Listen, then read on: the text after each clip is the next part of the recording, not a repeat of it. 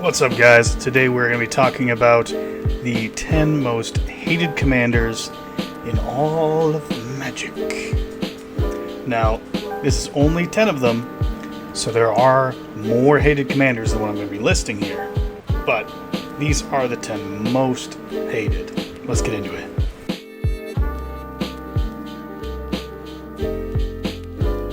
Kicking it off, we have Tergrid, God of Fright. For 3 black, you get a 4/5 legendary creature god with menace. Whenever an opponent sacrifices a non-token permanent or discards a permanent card, you may put that card from a graveyard onto the battlefield under your control. She also has another side, but who cares? Throughout this video, you're going to be seeing a very consistent line of, if I untap with this commander in the right deck, do I just win immediately? And this is definitely one of those commanders. You can play something like All Is Dust, which makes everyone sacrifice all their stuff, and then you get to steal all of it. And Dark Deal, which lets each opponent wheel away their hand and draw a new hand -1, where you get to steal every permanent in every player's hand. This can be absolutely miserable. Stealing shit is already, on people's no-no lists for most of the part, but this is stealing everything. Just far, far, far too good. And there's a reason she has been contemplated to be banned, even, but unfortunately not yet.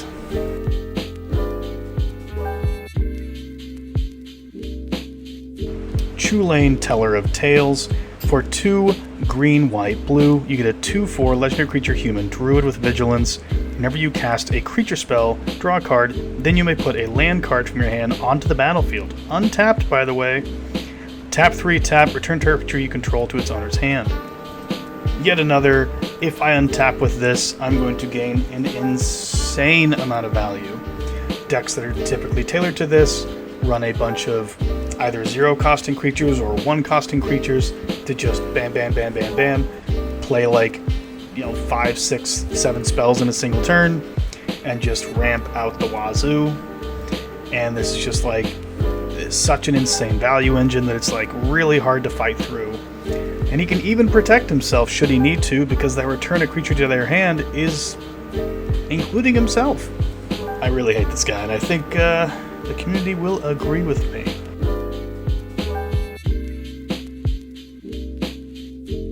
Corvold, Fey Cursed King. For 2 black, red, green, you get a 4/4 flying legendary creature Dragon Noble. Whenever Corvold, Fey Cursed Thing, is a battlefield or attacks, sacrifice another permanent.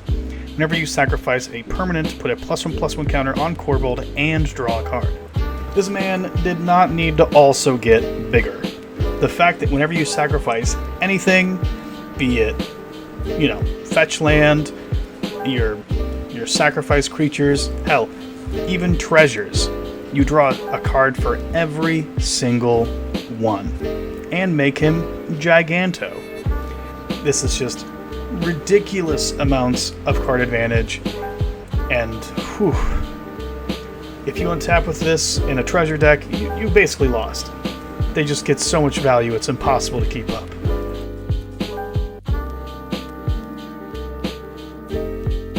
Yuriko, the Tiger's Shadow. For 1 blue-black, you get a 1/3 legendary creature human ninja with Commander Ninjutsu blue-black.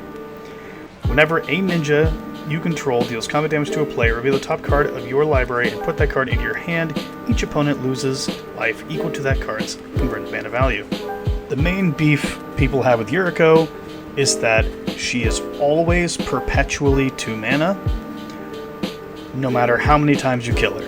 As long as you have some 1 mana, 1/1 unblockable creature, she is always coming out, she is always connecting, and you are always going to lose anywhere from 0, which is unlikely, or more accurately, 10, 16 life per trigger to the entire opponent table.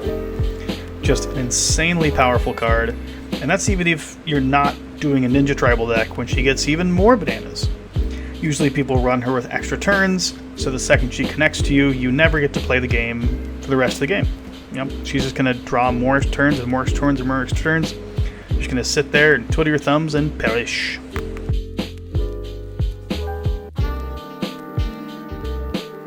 Miram's Sentinel Worm for 3 green, blue, red, 6/6 legendary creature dragon spirit with flying ward 2. Whenever another non-token dragon enters the battlefield under your control, create a token that's a copy of it, except the token isn't legendary if that dragon is legendary. Yet another commander that if you untap with it, usually means you're dead that very next turn.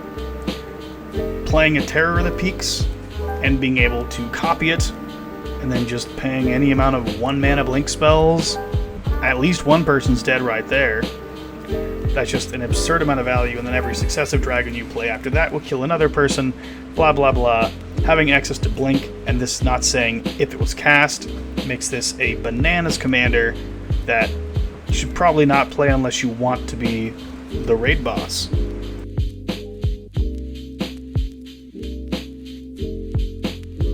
Keenan Bonder Prodigy.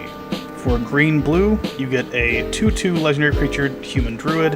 Whenever you tap a non-land permanent for mana, add 1 mana of any type that permanent produced. Tap 5 green blue. Look at the top 5 cards of your library. You may put a non-human creature card from among them onto the battlefield.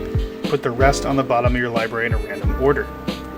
This guy comes down super fast, infinite combos with a lot of cards, and just turns every mana rock into twice as dumb, and has a payoff for all that mana you're getting stapled to the commander. If we haven't learned anything from Urza, maybe don't make a bunch of mana on a commander that also has a funnel to use said mana. It's too strong! Wizards, please stop!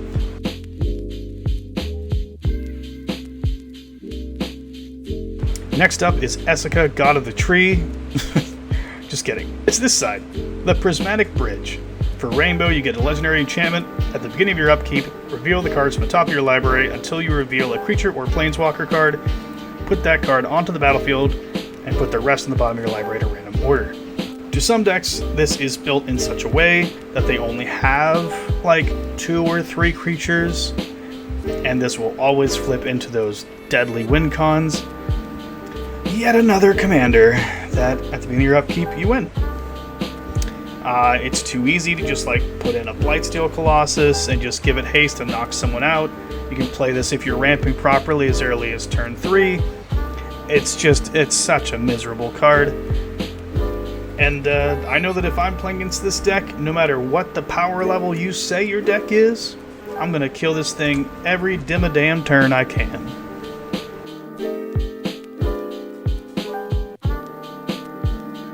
Sithis, the Harvest Hand. For Salezni, you get a 1/2 legendary enchantment creature nymph. Whenever you cast an enchantment spell, you gain a life and draw a card. True, this is one of our few commanders on this list that don't just instantly win the game the next turn you play them, but you do get an insane amount of value that is insanely hard to fight through. Every single card you're playing is netting you a card and putting you up in life. This is the complete opposite of Shanid, which is twice the mana and makes you lose life and draw a card. Just further proving how ridiculous this card is, that it's half the mana and twice as good. Redonkulous.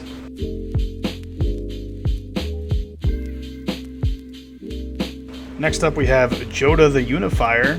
Rainbow for a 5/5 legendary creature, human wizard.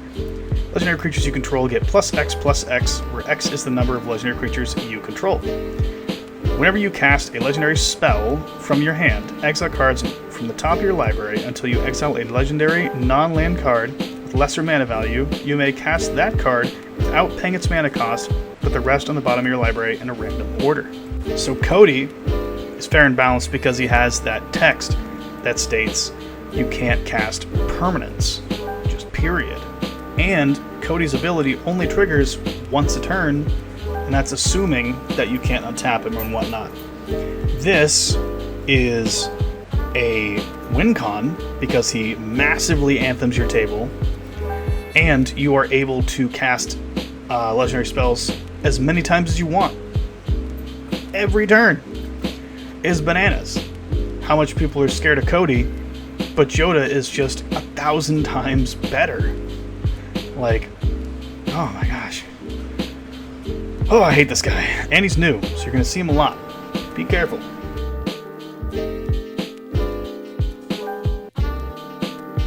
And finally, we have Sissy, Weatherlight Captain. For 2 and a white, building the legendary creature Human Soldier. Sissy, Weatherlight Captain gets +1/+1 for each color among other legendary permanents you control. Tap Rainbow, search your library for a legendary permanent card with converted mana cost less than Sissy's power. Put that card directly on the battlefield, then shuffle. Commanders that can search your deck, like Momer Vig, for example, are by far the most egregious versions of this effect. Like, yes, if you have the right cards, these previous commanders can knock you out the very next turn, but this is just guaranteed you get the right cards. What's that? You want to search out your infinite combo? Bang, boom, you did it. You want to search out, someone's playing artifact, search out your anti-artifact, ta-da! Search out your anti-enchantment if they're playing enchantments, anti-grave, blah blah blah, etc. There's just no beating this card unless you are sniping her constantly. And if your commander needs to be constantly removed in order for the other players to enjoy the game, that is the definition of an egregious commander. And just draw a lot of cards. It's more fun than just tutoring a billion times.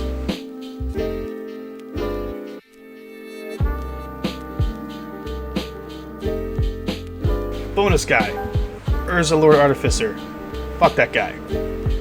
I don't think I need to explain why he's dumb. And that's our list. Let me know what you think. Let me know what your top 10 is. And if you think there are any other commanders that I missed.